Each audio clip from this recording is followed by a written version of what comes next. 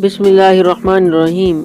अस्सलाम वालेकुम dear friends, आपने यकीनन सोशल मीडिया पर एक न्यूज़ देखी होगी कि पाकिस्तानी कौम के हीरो, पाकिस्तानी कौम के बेटे डॉक्टर उसामा गिलगित बल्तिस्तान में कोरोना वायरस के मरीजों का इलाज करते करते जान की बाजी हार गए और शहीद हो गए। जी हाँ, ये वो वक्त था जब एक तरफ तो पाकिस्तान में कुछ यंग डॉक्टर्स ने कोरोना वायरस के मरीजों का इलाज करने से इनकार कर दिया, मगर दूसरी तरफ पाकिस्तानी कौम के हीरो, पाकिस्तानी कौम के बेटे डॉक्टर उसामा कोरोना वायरस के मरीजों का इलाज करते करते जान की बाजी तो हार गए मगर हिम्मत ना हारी। आज की इस वीडियो में हम आपको मुकम्मल तफसील से बताने लगे हैं कि डॉक्टर उसामा ने इब्तदाई तालीम कहाँ से हासिल की, उसके अलावा उन्होंने MBBS कहाँ से पास किया और इसके अलावा उनकी कितनी फैमिली है और वो कोरोना वायरस के मरीजों का इलाज करते करते कैसे जान की बाजी हार गए, मुकम्मल तफसील से बताने वाले हैं। आपने वीडियो को एंड तक देखना है। मैं हूं इब्तिसाम और आप देख रहे हैं इब्तिसाम टीवी।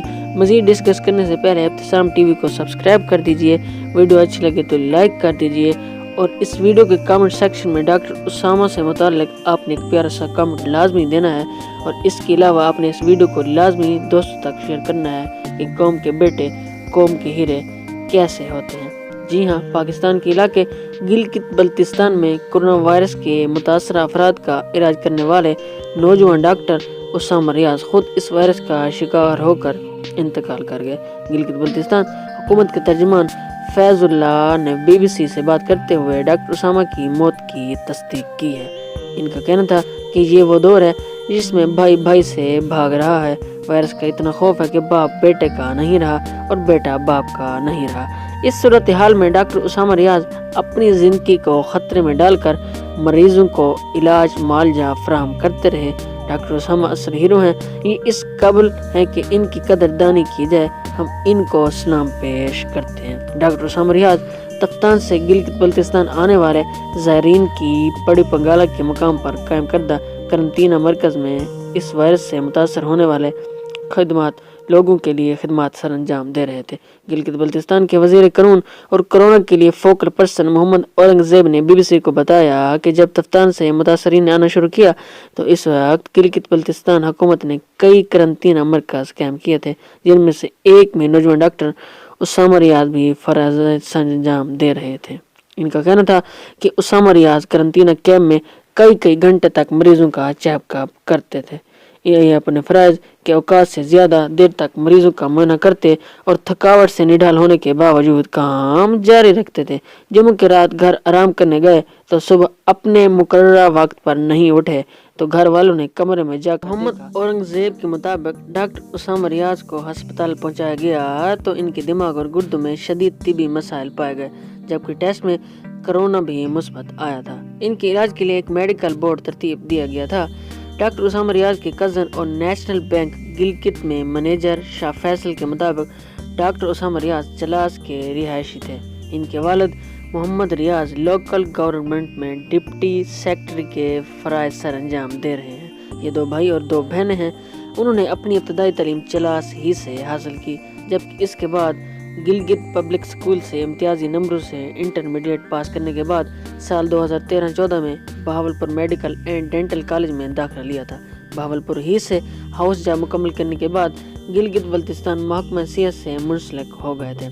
शाह फैसल के मुताबिक 20 फरवरी को डॉक्टर उसामा रियाज ने पहली मरतबा ही FCPS पार्ट 1 क्लियर कर लिया था। वो बहुत ही ज़हीन था अपनी पढ़ाई और उनका मजीद कहना है कि इसका ख्याल था कि वो FCPS पास करने के बाद अमेरिका जाएगा, जहां पर कुछ कोशिश करने के बाद वापस गिलगित बल्तिस्तान आकर अपने ही लोगों की खिदमत अंजाम देगा।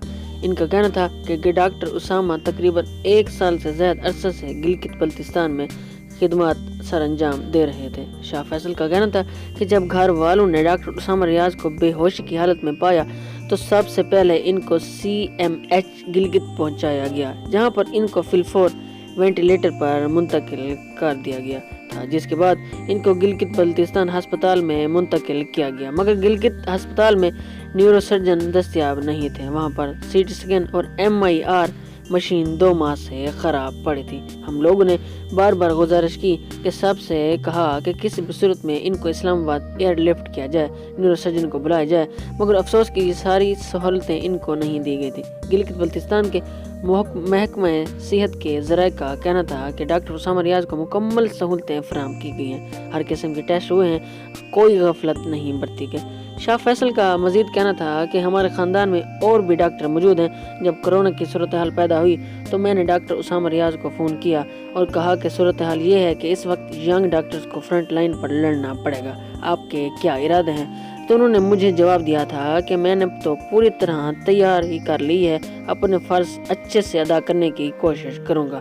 انہوں نے مزید بتایا کہ جب تفتان سے زائرین کی آمد شروع ہوئی تو اس کے بعد میں نے 1-2 مرتبہ ڈاکٹر اسامہ کو فون کر کے خیریت معلوم کرنے کی کوشش کی، مگر انہوں نے اس پیغام کے ساتھ فون کاٹ دیا کہ میں مصروف ہوں، فارغ ہو کر فون کرتا ہوں۔ ڈاکٹر اسامہ ریاض کے ایک اور کزن جنید اکبر جو کہ گلگت بلتستان میں ہی سرکاری ملازمت کرتے ہیں، انہوں نے بتایا کہ جب ایران سے زائرین کی آمد شروع ہوئی تو اس وقت ڈاکٹر اسامہ ریاض اپنے FCPS پارٹ 2 کے داخلے کے لیے گلگت بلتستان میں اسلام آباد میں تھے۔ جب انہیں پتہ چلا کہ گلگت بلتستان میں کرونا وائرس کے متاثرہ افراد کے لیے قرنطینہ مرکز قائم کیے جا رہے ہیں تو انہوں نے فوراً واپس آ کر کیمپ کا چارج سنبھال لیا تھا۔ جنید اکبر نے بتایا کہ ان کی بیماری سے 3 روز قبل میری ان سے بات ہوئی تھی۔ اس وقت ڈاکٹر اسامہ ریاض بہت ہی زیادہ پریشان تھے، کہتے تھے کہ کوشش کر رہے ہیں کہ کس طرح ان زائرین کو بچا لیں، یہ نہ ہو کہ یہ مرض پھیل جائے تو پھر بہت ہی زیادہ مشکلات ہو جائیں گی۔ انہوں نے بتایا کہ ڈاکٹر اسامہ ریاض نے اپنی ایک ٹیم بنا لی تھی، ان کے پاس کوئی زیادہ حفاظتی سہولتیں بھی نہیں تھیں، مگر پھر بھی دن رات کام کرتے تھے۔ جنید اکبر کے مطابق ڈاکٹر اسامہ کہتے تھے، میں نے تو اپنا فرض ہر صورت میں ادا کرنا ہے، چاہے مجھے اس کے لیے کچھ بھی کرنا پڑے۔ جنید اکبر کا مزید کہنا تھا کہ وہ بہت ہی پرعزم تھے اور اس پر خلاف انتہائی حوصلے سے لڑ رہے تھے۔ جی ہاں دوستو، آپ نے اس قوم کے ہیرو کو ایک لازمی پیارا سا کامنٹ دینا ہے، لازمی دوست تک شیئر کرنا ہے۔ Thanks for watching. اللہ حافظ۔